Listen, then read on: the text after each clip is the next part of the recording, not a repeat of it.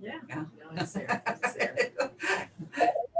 Hello and welcome to Silent Mystics, the show that brings you guests who have experienced the mystical, the magical, and the sometimes unexplainable. I am here with my co-host, Jeryl Anne. My name is Diana, and we have a very special guest today, and I'm going to turn it over to Jeryl Anne to introduce Barbara to us. Oh, I thank you, Diana. I am so excited today. Our guest today is Barbara Falowski. Now, I have to give you just a bit of a background. I've known Barbara for a couple of years now, and you all know I'm very spiritually inclined and have a tendency to be a little bit on the way out there side. So I don't quite always tell everybody everything I believe. And over the last few months, and right before we started this show, I was telling Barbara all about silent mystics. And I knew she was very spiritual and had all of these aspects about her, but I really had no clue after knowing her a couple of years exactly what her gifts were.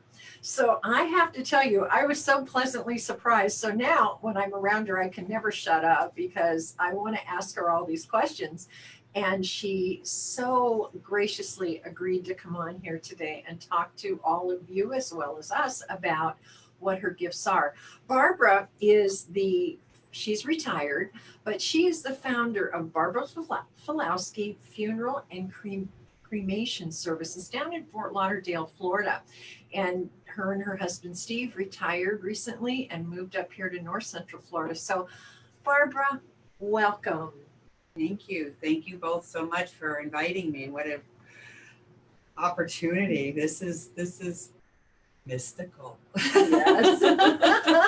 Yeah. And speaking of mystical things, Barbara, when did you first start seeing, feeling? What was your experience for all those out there who might have these experiences but don't quite know what to do with them? That's a loaded question. Yeah. That was only supposed to be a one part. Oh, okay. boy. Well, I'll take it one part at a time. I was 4.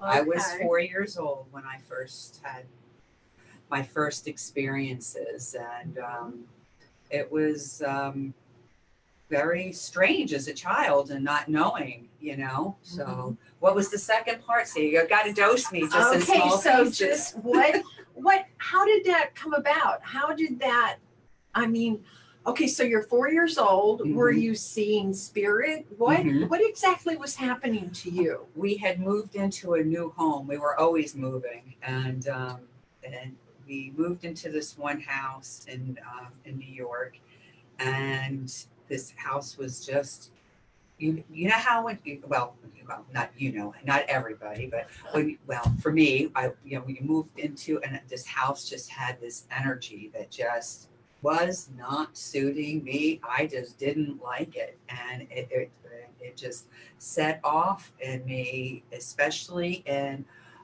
my brother's room and in my room. And it was a 3-bedroom house, and it just did not agree.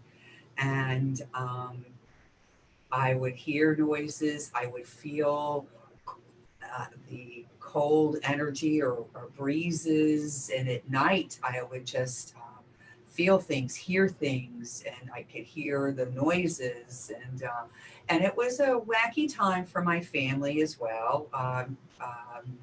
You know, that time. I mean, my mother even inserted a payphone in the house from my father at that time, and it was there's dysfunction at its finest sometimes, but that's a whole nother issue. But it was definitely um, true noises because they were in bed. They were in bed. Everybody was in bed and to sleep, and what I was feeling and hearing, and I would go into their bedroom, and I had never done that before, and I would go in there and like, there's something here. There's something here. There, please, help me. Let me sleep. We weren't allowed to do that. We were not allowed to be. Some families encourage that, or nope, nope, nope, nope. Children's seen, not heard. Go into your own room and all that. And nope. So I would go in there hysterically and just, like, please, mommy, daddy, let me. So occasionally they'd let me in the bed and whatever. And my father was, I wouldn't stay in that room. I couldn't stay in my bed, couldn't stay in there. These noises, it was just so frequently. And so I started getting ass whoopings, and, I was, so, and then I was hearing this one night that just was so profound to me. And this kept going on. I'm glad we didn't stay there long. And they, so that my parents are attributing it that, my little sister was born and, all the things that parents associate this with. And, but I'm getting punished for feeling and hearing this and not being heard. And then the one night, so I'm hearing the noise, I'm in the bed, and I'm hearing the noise, I'm seeing this, all this stuff is happening, and I'm sitting up in the bed, and my father was on this side, and my mom was on this side. And I'm sitting up in the bed, and there was the window down straight ahead. And this was a second story house, so it could have even been 3-story for, actually there was a basement, but anyway, I see a man. There's a man. And I'm like, holy Christ, Wow. a little girl, there's somebody there, what do you do? Daddy. I'm not going to mom. I know daddy's going to protect me, right? Daddy's supposed to, okay. I mean, mommy's there during the day, but daddy's here, daddy. And he's like, what? Daddy, see him? What are you talking about? Describe. I said, look, he's got a beard. He was like, what? No, there's nobody there, Barbie. There's nobody there. What are you talking about? No, look, he's got a white beard. Look, it's not as long as Santa, but he looks like Santa he's got a white beard like Santa. He got up and he grabbed me around the waist and put me down there, and I got a stern whoop, whoop, whoop. Enough is enough, young lady. And that's sort of really why I wanted to come on the show, because when you told me you girls were doing this, ladies, okay, we're talking about this, is because, I wasn't comfortable talking about a lot of these things that kept happening to me for so long. But when that happened to me at the age of 4, and stifled me being able to communicate it and being comfortable, I'm not being heard. Right. And what am I feeling, and all these other things that are going on in between, and these feelings, and I know I'm seeing this stuff. I know I'm smelling it, I'm hearing it, I'm seeing it, I'm dreaming it, and things are happening, and trying to put the glue together, and so I don't wind up in a padded room someplace. Who do you talk to about it? It's really interesting that you're saying it. I don't want to break in, but I feel like, don't you think that maybe this is a possibility of why there are kids out there that are committing suicide, or they end up in, on antidepressants and things like that, all these medications, because instead of saying, wait, you're gifted, there's something, you've got a special talent. I know my daughter was a medium when she was very small. She kind of shut it off, because she was scared by it around 5, but she still has abilities, all of my kids do. And so nowadays, some of us are more open. We're like, wait a minute, maybe there's something to that. But when we were young, it was just like, you're just crazy. And so we had to close off that voice. And in order to keep that part of us shut down, we end up getting medicated or punished or whatever. And we close off all of these important areas. We need our voice so much. And so many of us have been hushed for so long. And now we're coming out. That's what the show is all about. I'm so grateful to you for coming on the show and for sharing these stories, because you're reminding us all, as parents especially, to pay attention when these kids come to us with these stories, because they're not crazy, they're gifted. Let's treat it like a superpower instead of some kind of disease. So thank you for that story. Thank you. Yeah, my father was gifted, Mhm. and he as I got older, he would share more about it and everything. But here he was gifted and could see things happening, and here he missed me. And I wasn't when I was a child, so therefore I never felt comfortable. And he would even say, "I'm a witch. So it I've was got witch. I'm witch. I'm a witch. I've got witchery, you know." And he would say it and things, and he did. He knew a lot. He was a very gifted man in a lot of ways. He was a bastard in a lot of ways. was he trying to protect you? Because if he had those abilities, why would he spank you when you started to show? He might have been trying to protect me. He could have been. Um, I never, you know, it's one of the things when I had the,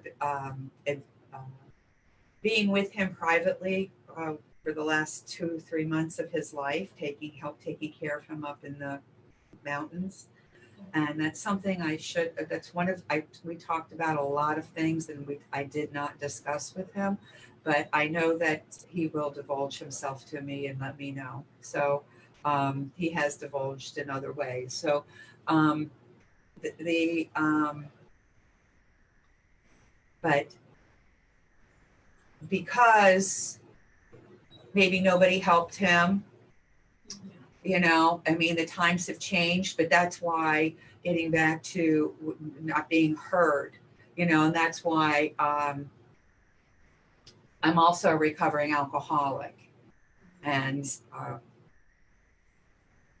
I think that has a lot to do with, you know, I share that proudly that, you know, so part of my recovery is getting this out there as well. But more importantly is to the children not being heard and people going to, as you were sharing, to the children and that are being medicated that shouldn't be, and that are not being understood the way they should be understood, that they're misunderstood. And there needs to be safe people with not using this format is for money, but the people that who actually have the gifts, that understand this, that have experienced the same, you know. So there can't be a school for this, as far as I'm concerned. This is, you know, I'm saying a classroom, unless it's taught by people such as myself or somebody else that has also gone through this. Your daughter, you know. So, you know, it's something that I know of people, and I think that's what also, you know, I know of too many people that have passed, and I think it's because of this. And Right. so it's special and dear to me. So, so anyway, but enough gloom and doom. But there is a lot of that with these gifts, you know. So, and Coming out of the closet, oftentimes that's really what it is. You know, we're coming out of the what I've heard people say, the broom closet. You know, stop covering your gifts.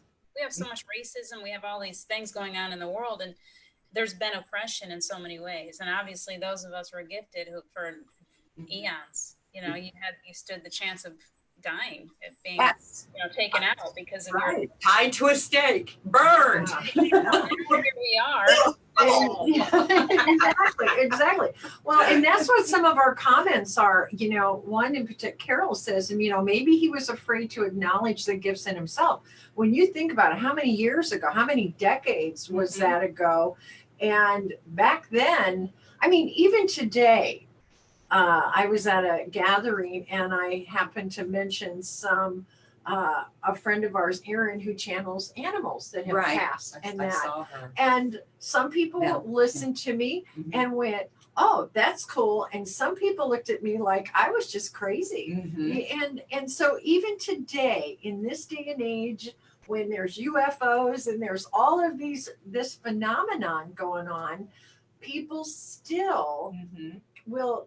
There is a large section of the population that will still look at you like you're crazy. Oh yeah. And crazy. It's like they look at you like you're of the devil. You know, like they look yes. They will often look at us as having something, like they're evil in some way, and you're going to pull them into it. They're so afraid of it. And I believe in God.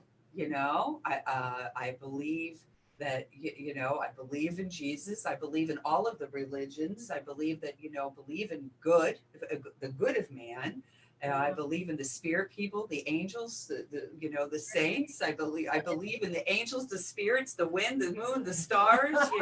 And I call them in, lasso them in. Her, she, he, it, them, all of them. Surround, and that's how I found out so much about this is through my journey being a funeral director.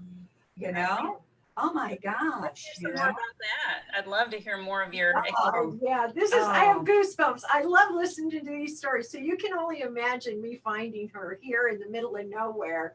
And it's like, oh my gosh, it's like story time every time I see her. I was gifted the opportunity to be trained in 2 different funeral homes. And one was devout, a Christian funeral home that served all services in Hollywood when I was going to school to do my practicum and work with them and everything, and had some great people there and learned a lot, and got to do my practicum in the back and everything, and then working.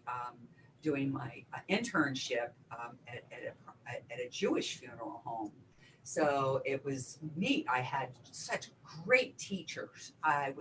Since I started the day one on my journey, and I made the decision when I got out of the driver's seat and got in the passenger seat, and with this, even my first day at mortuary school in embalming class, and I'm standing there with all the OSHA gear and everything, and I'm in there with this guy, I'm 35 then, and in my 30s, and this other guy, and he's making a career change too, and we're standing there in the locker room, and we're all suited up, and it was reminded me of my high school days, and with the coach putting their foot up, I'm sitting there pushing me out the door, get in there, and I've never seen a dead body before, other than my grandmother, who passed away down here. I was too young to, when my grandmother died in New York, and God rest her soul. But she came to me that day. Josie did. Joanne, if you're here. So the teacher, Mr. Bland, takes a sponge and he puts it in here and he pushes me up to this, this big stone cold tub, with the body on there. And I'm going out and we're holding hands like 2 little kindergartners, and we're holding hands, holding on to each other. Oh, what have we gotten ourselves into? And this voice came from inside of me. And it said, this is somebody's mother. Mm-hmm. This is somebody's loved one. This is somebody's grandmother. Please treat this person as if it was your mother and as if it was your grandma Josie, and love her and treat her with the utmost respect, and you're going to be fine. And that was all my fear was relifted, but that voice just came through me, and I just, it's clear, it's, God spoke to me, my angel, it just, and that was all it. And that's how I was able to proceed on my journey, so it's like ever since then, and even my professors were all good, with that. But after that, it was,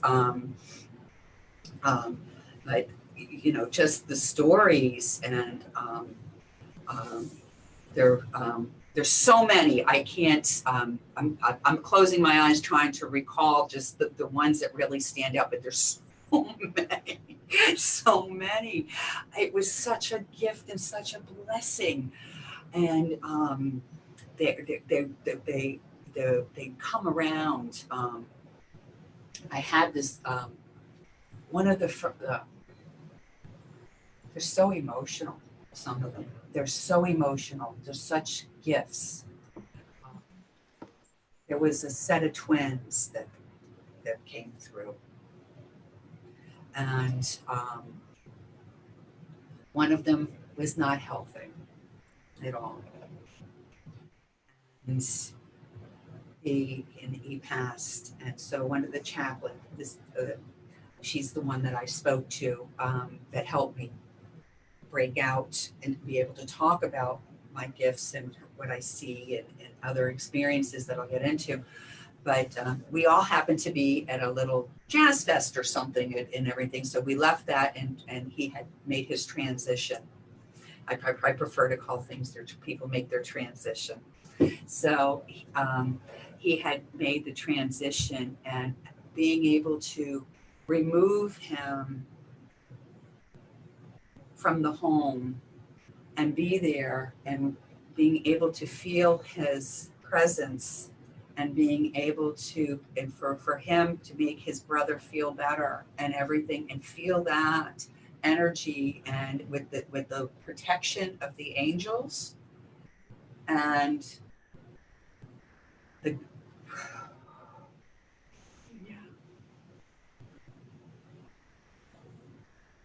you'll never know that experience, that little child with that family, and be there with the protection and the love that was with that family and with that little child, even in his passing, and for his family to be there and of us, and to be able to carry him and hold him, and how he spoke to me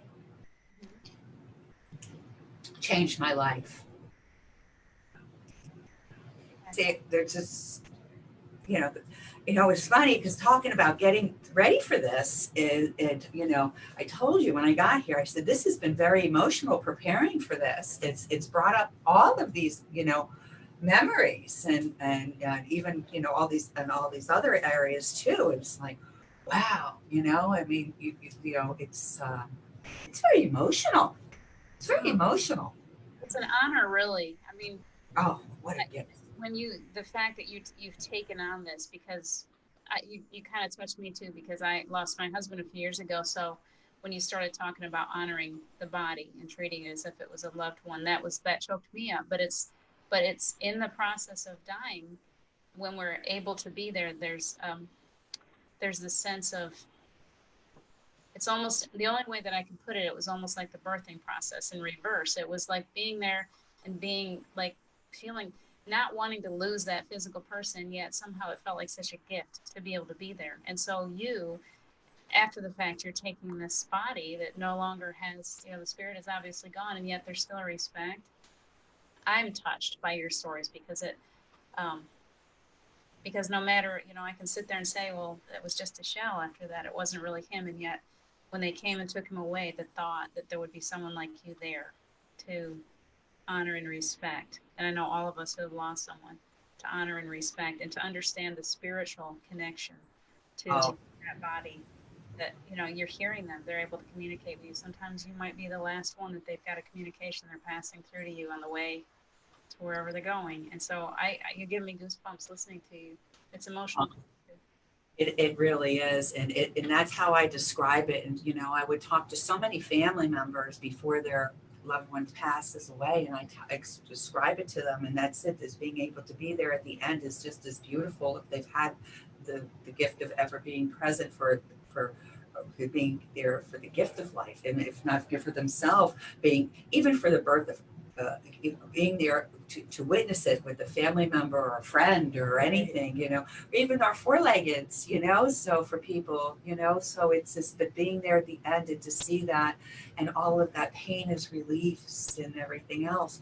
But when I would do hair and makeup on people and go back there and I talk to them, I have conversations with them and everything else, and they tell me how to do their hair, and don't you dare put that red lipstick on me. I told them, do not put that red on me. I won't be caught dead with that, you'd be surprised. Don't you dare put that on me. I literally, my hand gets stopped. My hand would get stopped. It's funny, I mean, this one family, there was it was all women in the one arrangement office, and standing there talking and everything.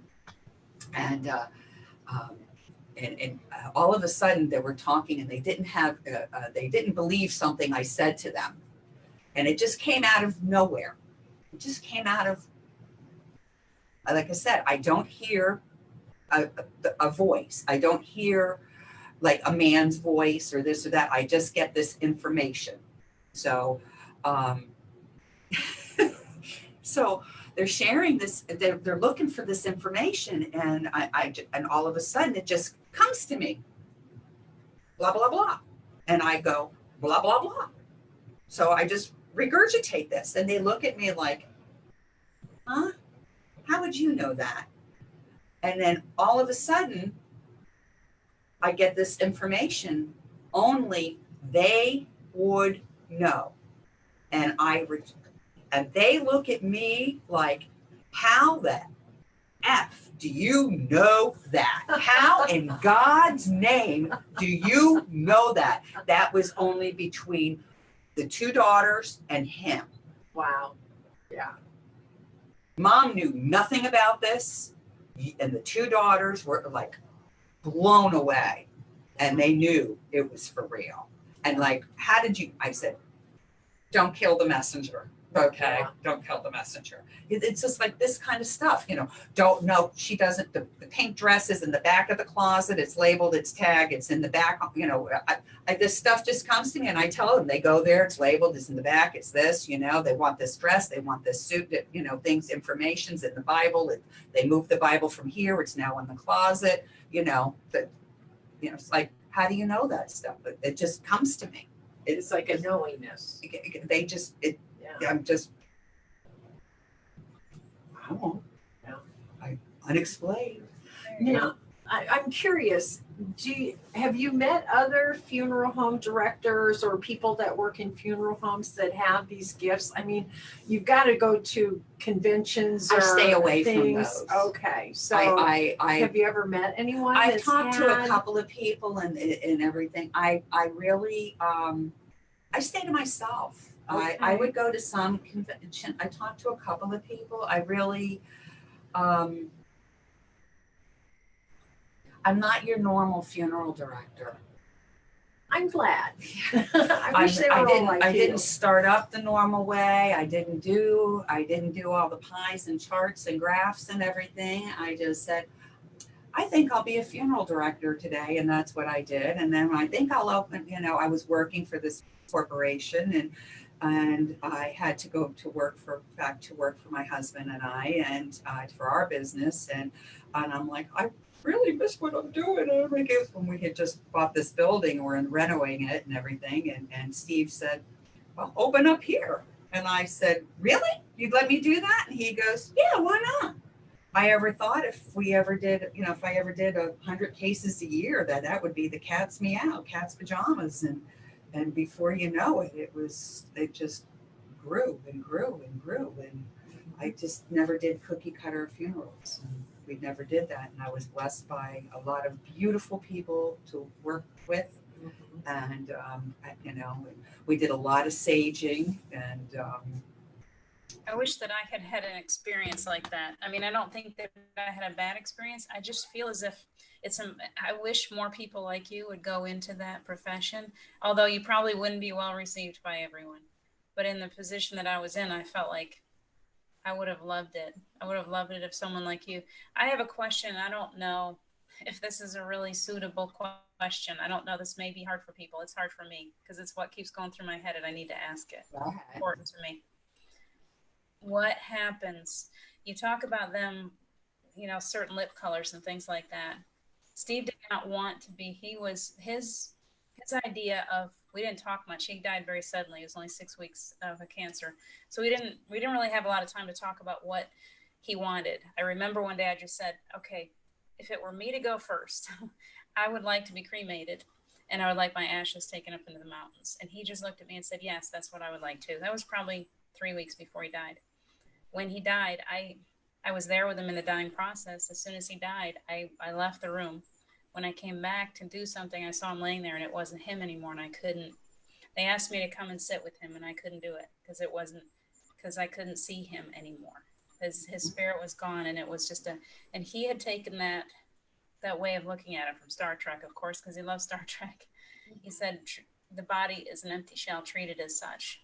Once the spirit's gone, to him, his body was an empty shell. So I did what we had agreed on, and I had him cremated. And so I have to ask you that question from your professional point of view, from your spiritual point of view. How do you feel spirit feels with the idea of cremation? I think it's a very personal question. And my parents were cremated. Me personally, I'm going out in the ocean and I'm going to be part of the food chain. It's a good idea. So it's either, it's what makes you feel better. It's all about what makes you feel better about yourself. There's no right, wrong, or indifferent. It's what makes you feel better. There's no right, wrong. What makes us feel better, or is it about what makes now? That's kind of my line there is, do they need to feel better by how we honor their body, or is it more important for those who are living? Did you do everything that made him feel better? Did you honor his wishes? Did you honor the best his of my ability? Okay. Does that make you feel good that you honored his wishes? Yeah, he and I have a kind of special relationship since he's still around me often, but I do feel, excuse me, I do feel as if I honored his wishes. I guess there's that part of me. It's still like, so what is your, how do you really make it? You have there's something lingering that you're not comfortable with. What is the question? The question is, I think it goes back to the idea of cremation. I think it came up to me when you started talking about them being there and what they wanted to wear and what they wanted, lipstick and things like that. I'm like, well, do any of these spirits actually just like, don't spend a bunch of money on me, I just want to be like, do they ever give you messages like that? Don't let them do all this stuff for me. Do you ever get anything like that from? Sure. When I went into my father couldn't decide whether to have a visitation before the cremation or not. Okay. So you had the beauty of being there. Not everybody has that. And some people believe in the traditional 3 days, depending on part of the country and culturally where they're at. Okay. So, and the younger people, especially today, are going for a lot of the direct cremation. But the luxury of being there and being able to, and somebody who's been suffering and going downhill, and you're watching them decline. This is my opinion, or we've all got opinions, and you know what they are like. So, this is for everybody takes this, what they want out of that and what's best for them. And it's also financial too, and has a lot to do with it, unfortunately for some. But I'll get to that. The thing is that, where was I? We were talking about cremation. Right, no. And, yeah. No, my point I was trying to get that, with the preparation. Okay, so anyway, my mother is at the funeral home. She had passed away. The doctors all did this. Anyway, she should not have died. Okay, all right. She should not have died. So we did not do the autopsy. My father opted not for the autopsy. So while he was flip-flopping between visitation or not, he never saw her in the hospital or anything. So he did not get to see her. And then he went, should I see her? Should I not see her? Should I not? Okay, so finally he makes his decision for Tuesday. Okay, she passed on Saturday. So I go up to the funeral home and I'm going to witness the cremation and everything. And I get all up in Silva, North Carolina. I go to all the floors are closed because it's not season, right? So there's nothing. I go to Walmart and get all the red roses I could possibly buy, drape her, go in there, load it up with all these roses and her wine glass. And I go in there and she's in there in her mismatched pajamas, and oh my God, and there is her teeth are, oh goodness. I'm like, oh my God. And she said to me, what took you so long? Yes. You know, so, but they can't, you know, so yes, what took you so long? What took you so long? But you were right there. You were right there. You were right there. You were honoring his wishes.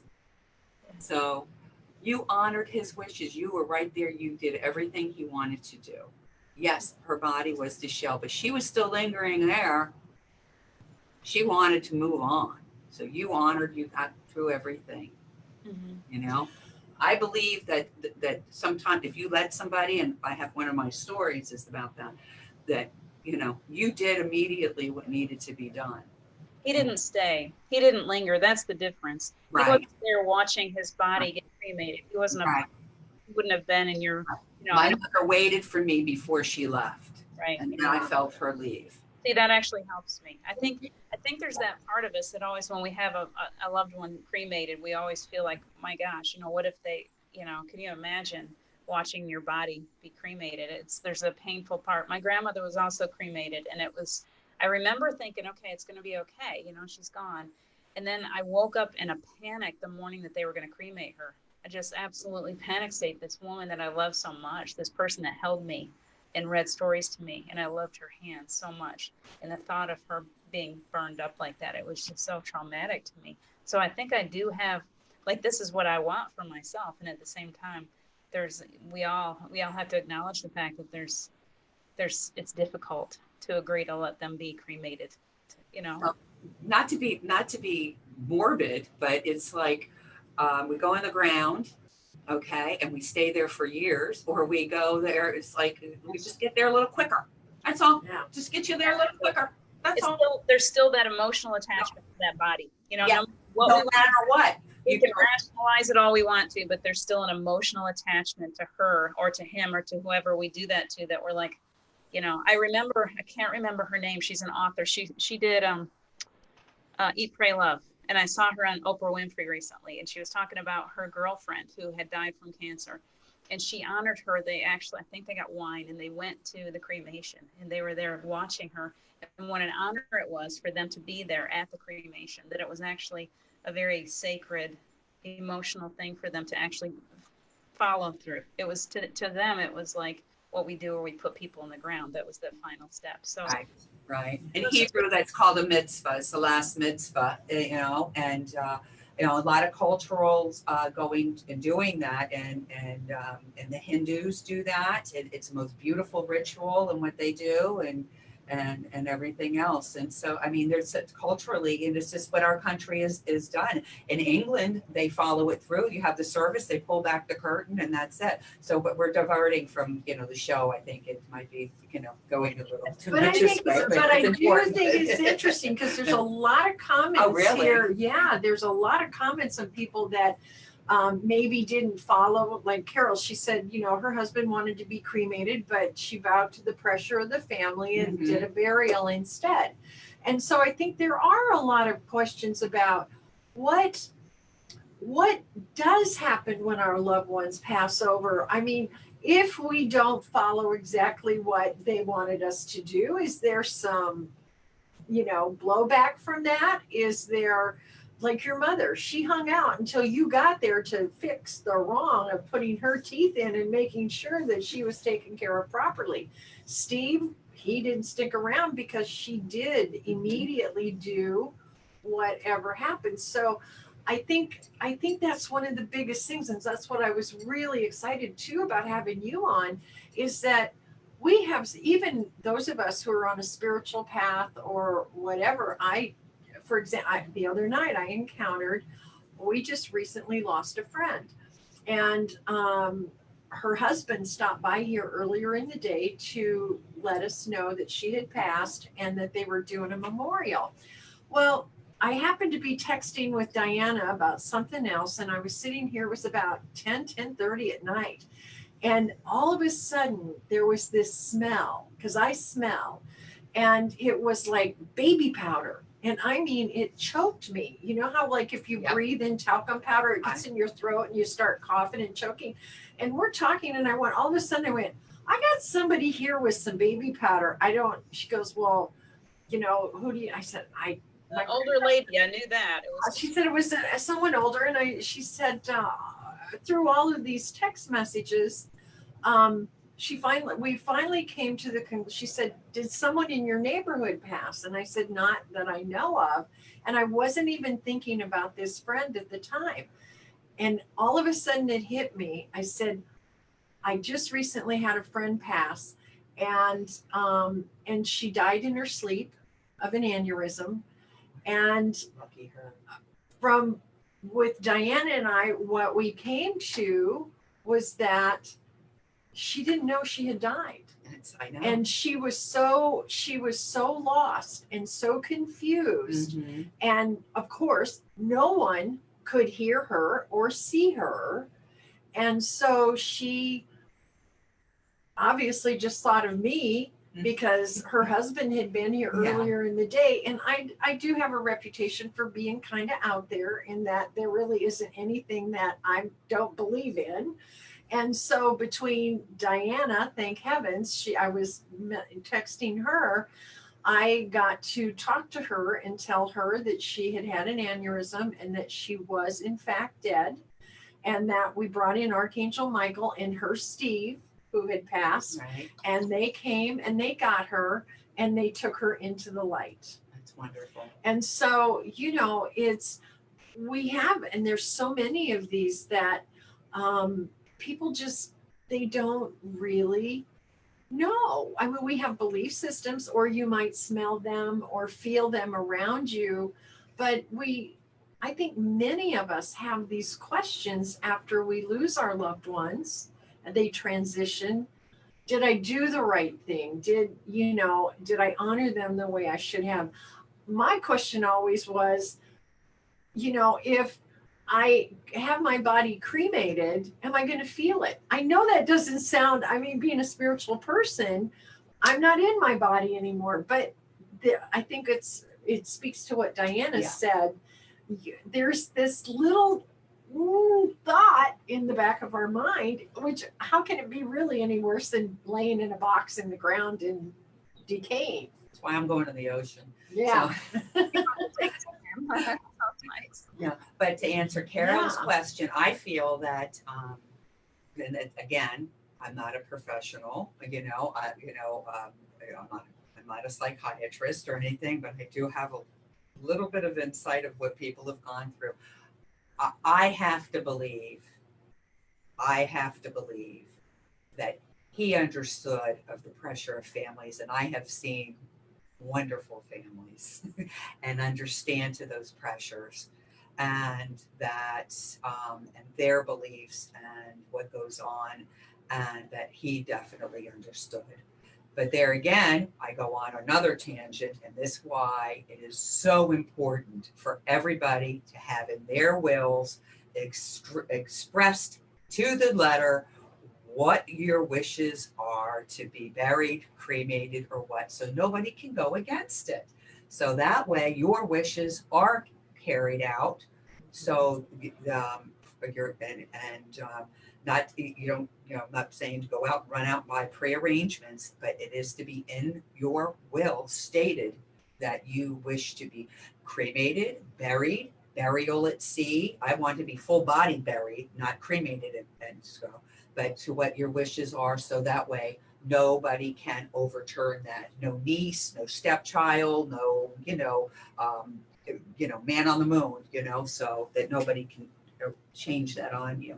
So, but Carol, I'm sure he understands, so stop beating yourself up and forgive yourself. He forgives you. He loves you. He loves you. He loves you very much. One of the other issues that came up, and I don't know if you've experienced this or not. I've experienced it with my grandfather that came back, and when my niece was born, I just got this very strong sense that his spirit, that he incarnated back into our family. Oh, wow. That was one of the questions, that was, do you find Perchetta in particular, her father had passed, and prior to one of her nieces being born. Do you have that experience, or Diana as well, of people that incarnate? It's my belief we incarnate back into families as well sometimes. I personally feel, I don't know what anybody else, but I think, you know, and it's like they're still working out the dysfunction, you know, the karma in the Yeah. family, you know. So I'm like, why do you want it to keep coming back here, you know? What? Darn it, darn it, darn it, you know. So, no, I but have a story like that too with my grandmother, but that, and I think I've told many of you that before. It was a really interesting story with her because she died the year before Abby was born. Ah, She when I was expecting her, my son was very close to my grandmother, and when I was expecting Abby, he said, "This is my great grandmother coming back again," and she looked very much like her. And she's a very old soul. She's a very old lady. She's always taking care of everyone. Well, I was my this is the one that's a medium, and she would like so she would be down in her bedroom playing with someone. Nobody was there, talking away to someone, and she would come back up the hallway to ask me a question, and she'd turn to go away, and all of a sudden she'd walk back to me. She'd go, "Oh, wait," and she walked back. She was about 2.5, 3. She'd walk back to me. She'd reach up. She'd take a hand, and she'd walk back down the hallway. And I was like, "Okay." So later, fast forward a couple of years ago, when I was working on Anchor Light, I went towards Boston. I'm in a car by myself, and I smelled my grandmother. I always smell her. She's got a certain perfume, or she smells like toast. And I smelled her, and I'm like, all right, I'm in the car with her. I'm just going to talk to her. So I started to talk to her. I had tea. Thank goodness I had tea in the car. And I'm going 70 miles an hour. And all of a sudden, I said, "Grandma, thank you so much for, spending time with Abby." And because I know my grandmother would always have wanted us, she loved her grandchildren. And so I was thanking her. And all of a sudden she came, boom, right out of my, it was like, "I am Abby." And I was like, that was my immediate reaction, was like, "Oh my gosh." And I had to pull over to the side of the road, go find a spot to park and drink my tea. Because I was like, and after that, I said, "Grandma, I'm so glad that you spend time with me and that you want to communicate, but please make sure I'm not going 70 miles an hour down the road the next time I pop out my third eye." So I'm saying this because Prashada keeps asking this question, and he's asking if you can continue to communicate after the fact or after they've reincarnated. We have so many, this is my understanding, okay? We have so many layers, so many facets of us. And some are there and some are there and some are, like my grandmother is very much around me. She helps me write. She's very much around me oftentimes. And yet a piece of her, a part of her is my daughter too. So yes, a part of us, Steve has given that to me. A part of him is always with me. When I need him, he's always here. And yet he's still working. He's still he's still doing his thing.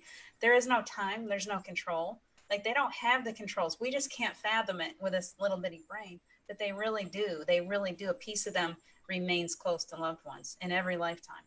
And then there's also a part of them, the higher self, or part that's, at a higher level, probably more than one. We probably have many, many facets of us. So just don't try to put it in a box. That would be my suggestion. Don't try to figure it all out. Don't try to just go ahead and communicate. Create space for that loved one. Keep talking to them, because that's when they let you know that they're still around. Don't think they're just gone. That's my understanding. yeah, yeah. I've always, my husband's mother, she's always coming around. I can smell her perfume. And like, okay, thanks for being here. I'm always thanking them. Thanks for joining. Come on.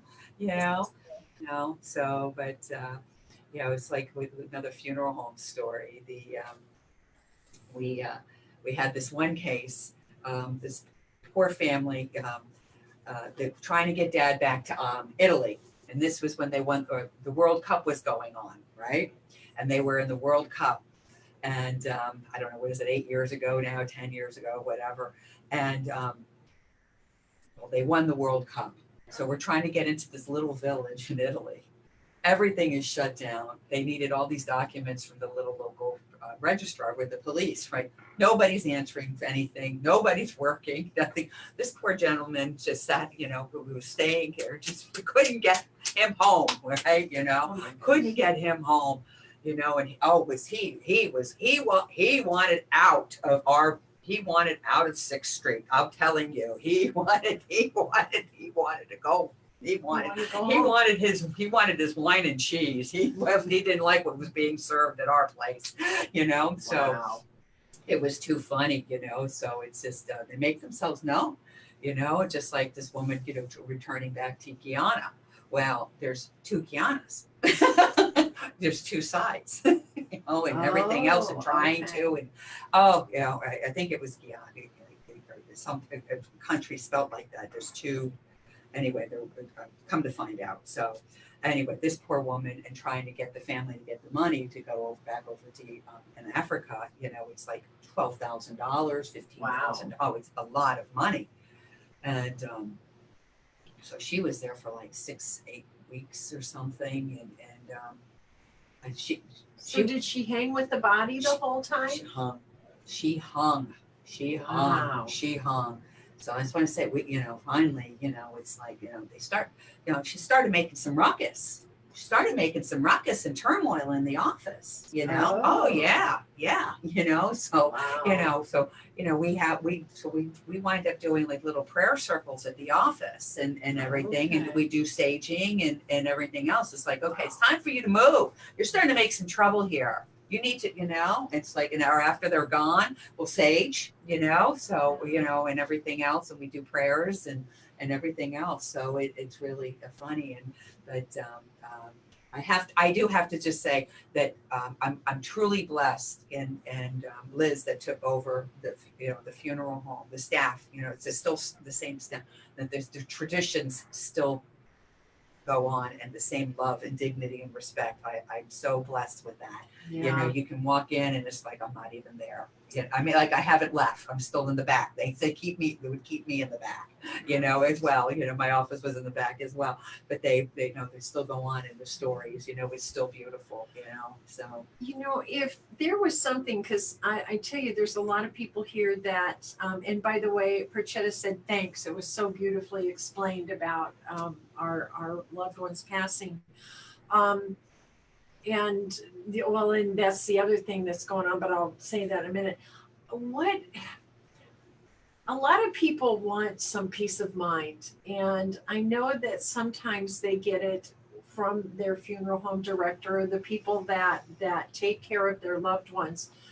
But we have a different circumstance too right now with this COVID-19, and things are just not the same as they were before. No. And I know our friend Charlie, his wife passed just back in March, I think it was, and they're still waiting for closure due to the COVID, waiting for the celebration of life. So is there any advice, any words that you could, of comfort that you could give them? And even for those who have went through the whole normal process before COVID, what I'm getting at, right? Okay. Well, not sticking my toes too deep into the water. I am retired and I don't know what the rules are exactly. Okay. Right now, and each state's rules are different right now. But my premise and my values of when I founded, Barbara Falowski Funeral Home, was that, and I would tell my families that you didn't have to go to a funeral home to have every funeral home is going to be kicking me right now, but you can have a celebration of life anytime, anywhere. You can have it at a park. You can have it in your backyard. You can celebrate anybody, anytime. Here's a celebration. It takes two, right? You can celebrate at any time. You can have, so you do not have to go to your local funeral parlor, okay, because of the COVID. The funeral home, if you're much more comfortable, when I incepted my funeral home, people don't go to church like they used to. They don't have a place to worship, but now there are more community centers and more, a lot more facilities that facilitate to that now, especially in South Florida. Okay. That's what I know best. So that's, in a lot of areas in the country do still have a lot of people going to their churches and such. But, you can still go outside, and especially this time of year, especially when it was still cold up north for folks, it must have been very difficult. But you can go outside and go, 6 feet apart and do something and be apart from one another. What's the word we have to say? We have to do, what is it? You get more creative with it. There's a way you honor them, but you just I mean, They made fun of me back in the 90s. They made fun of me. And now you see all the major corporations mimicking me. Thank you. A flattery. They made fun of me. Like, So they laughed at me. Cookie Cutter Funeral, you see them on the TV with the motorcycle coming in now. That was me. They laughed at me back I then. wonder if there are funeral parlors out there now that would actually just put up a tent and let them come in. No, because once you have a tent, it's closed quarters. You have to put. Even that, just above that. It's a encasement. They cannot be responsible. It has to be It open would air. have to be open air. It would have to be open air. But what you could do is get your prayer cards and your paper goods and everything. You could probably lease chairs, and you can go to someplace, and you could probably talk to them and maybe get somebody to help you coordinate or do something, or see, there again, I don't know what their rules are, if they would get into trouble. So we are planners, we are final planners. We are wedding planners, but only in death, if you think about it, but and in some ways, and the final debut, final send off. So what is it really about, though? I mean, that's what I would remind people, is that we are all spirits in a physical body, and that we're all connected to one another. And so if you can't, right now we've got all these restrictions, we can't get together, but nothing stops us, really.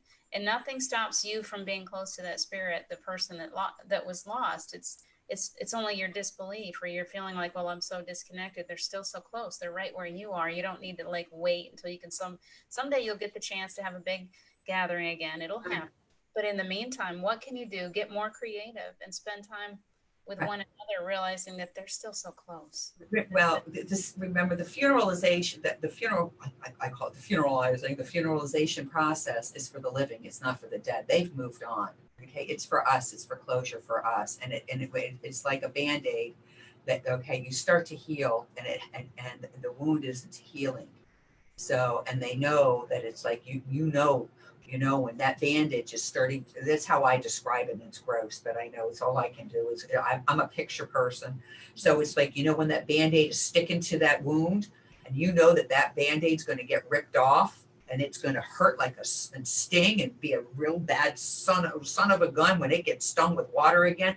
And that's what's going to happen. And that's what they know that's going to happen. So that's why they really need that the sooner you have that closure for yourself, is you're able to move forward. Otherwise, you're just I guess I call it my dangling participle, because I never knew what one was. So you're out there dangling. The family's out there dangling. And until they're able to get together and say, we're hurting. We're hurting. Yeah. We loved Mom. We loved Grandma. We loved Uncle George. Here's to Uncle George. Let's fight over his stuff. Okay, we're on our way. So, but let's move on. Let's honor him. Let's spread his remains. Let's do what he wanted to do. Everybody get their little locket or whatever it is that they wanted to do. Let's call the honor guard.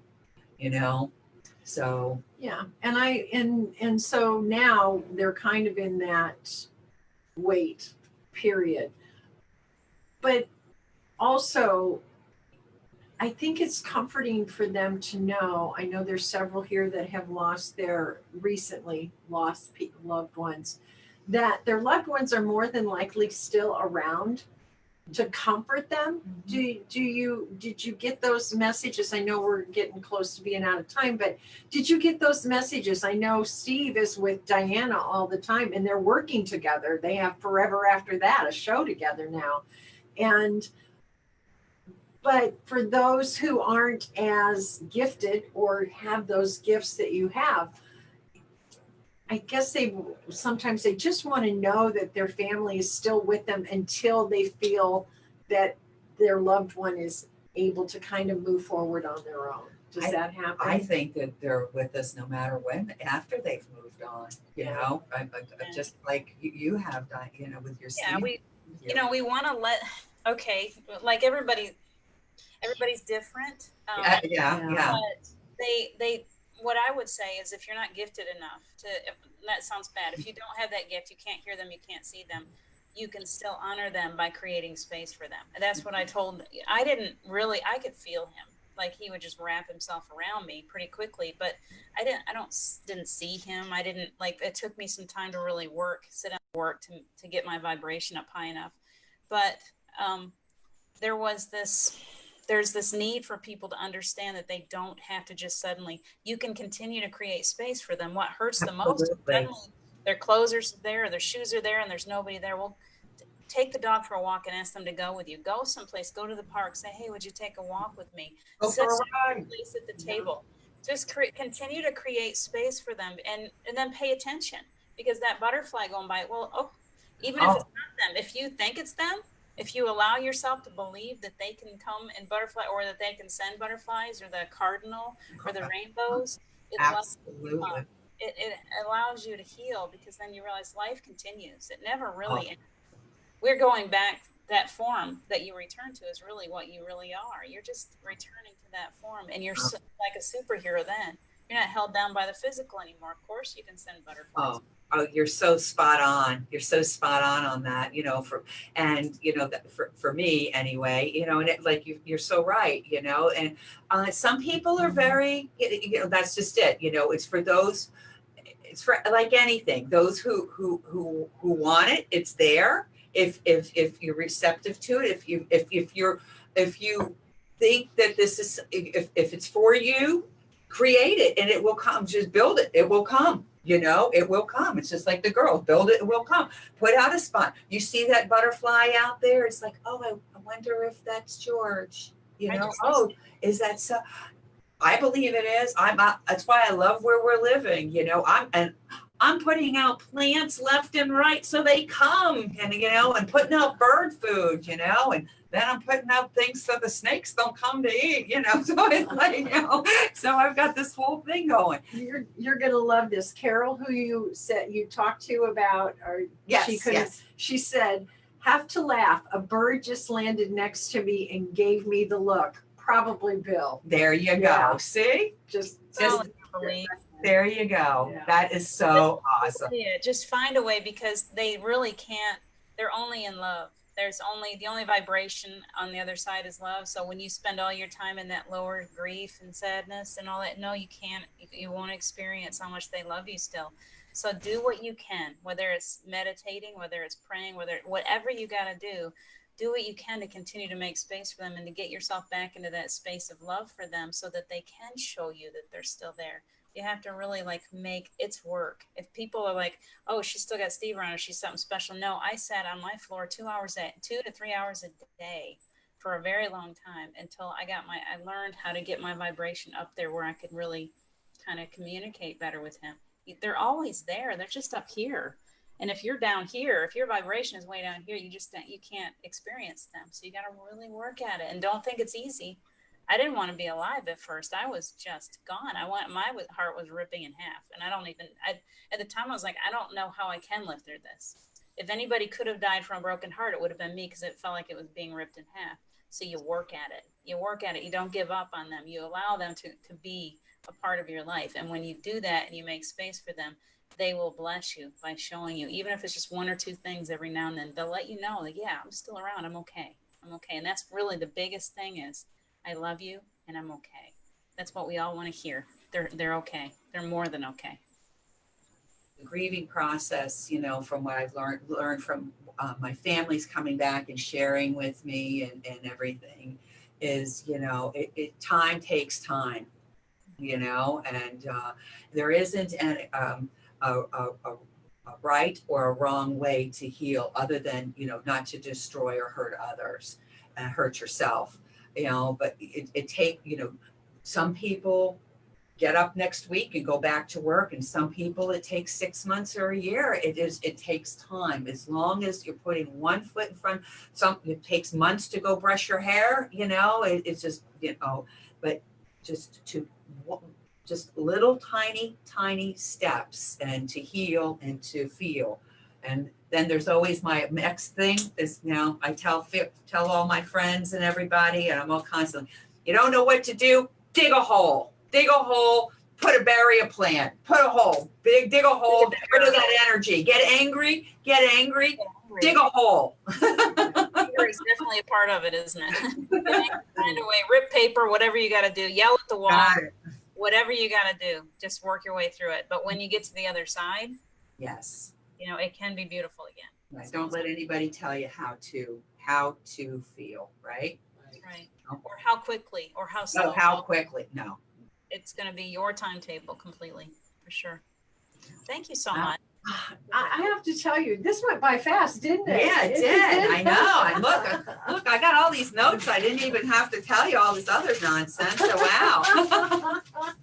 Well, we'll just have to have you back on again. Okay. Now, see, you're old at this now. You're a pro. I want to thank you so much, Barbara. I am so happy because I just wanted to share you with everyone because I've enjoyed your stories, and I knew that what you have to say is so important to each and every one of us. And people, it happens to Barbara, it happens to a lot of people. So, and people are very excited. They're saying absolutely amazing. Thank you all so much. Yeah. Thank you so much. It's like, with, I never knew I was going to be a funeral director. Who would have thought? No, I was. No child grows up thinking I want to be a funeral director. I don't think. I know one. Maybe every now and then. I knew one who played funeral director. So anyway, God love her. I love her to death. She's so special to me, Maria. And anyway, but this is part of my journey. And somebody made a suggestion. I was afraid of death. I was afraid. I was so afraid of death. And this is where I've been moved to go, and I became good. I'm good at it, I was good. More than good at it, you're a blessing. You've been a blessing to people to help them to. But I unfortunately I had to retire from it. My health, I couldn't do what I was doing. So, but I loved what I do, and I'm able to incorporate everything. And it continues. I'm able to I was able to learn so much. It's been a blessing to be here today, ladies. Thank Everyone, you. thank you for listening. Thank you. No, they loved it. Thank you.